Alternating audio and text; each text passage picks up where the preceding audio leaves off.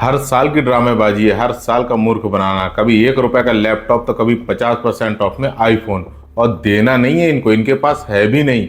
और जो भी इनका हाईएस्ट रिप्रेजेंटेटिव ऑफर होता है वो होता ही नहीं है इनके पास। आपका कुछ नेटवर्क इश्यू आ जाएगा, कभी पेंडिंग हो जाएगा, तो कभी इंटरनेट स्लो हो जाएगा।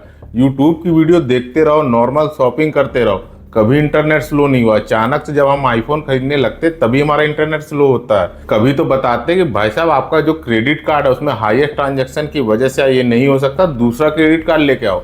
अबे एक आदमी कितने क्रेडिट कार्ड लेकर बैठेगा। और ये अपने ऊपर कभी लेते ही नहीं, कहते हैं कि कस्टमर तुम ही उल्लू के पट्टे हो, तुमसे ही नहीं हो पा रहा, हमारे पास तो ऑफर है लेकिन तुम कर नहीं पा रहे हो। और वैसे तो ये किसी को दे नहीं रहे हैं, लेकिन किसी ने ऐड भी कर लिया, कंफर्म भी हो गया, रिसीव भी हो गया, लेकिन उसके बाद फिर कैंसिल कर दिया। यहाँ पे एग्जाम्पल के एक ट्वीट देखो जिसमें ऑर्डर किया, रिसीव हुआ, उसके बाद कंफर्म हुआ, बाद में कैंसिल कर दिया। ऐसे बहुत से लोगों ने ऑर्डर किया और उनका ऑर्डर रिसीव भी हुआ, कंफर्म भी हुआ और बाद में कैंसिल हो गया। ऐसे ही ट्विटर पर रोना पिटना मचा हुआ है। और ऑर्डर कंफर्म हो गया, पैसे कट गए, लेकिन फिर बाद में फ्लिपकार्ट ने कहा आउट ऑफ स्टॉक हो गया और कैंसिल कर दिया। अरे क्या रहे हो, आउट ऑफ स्टॉक हो गया इसलिए हम कैंसिल कर रहे हैं।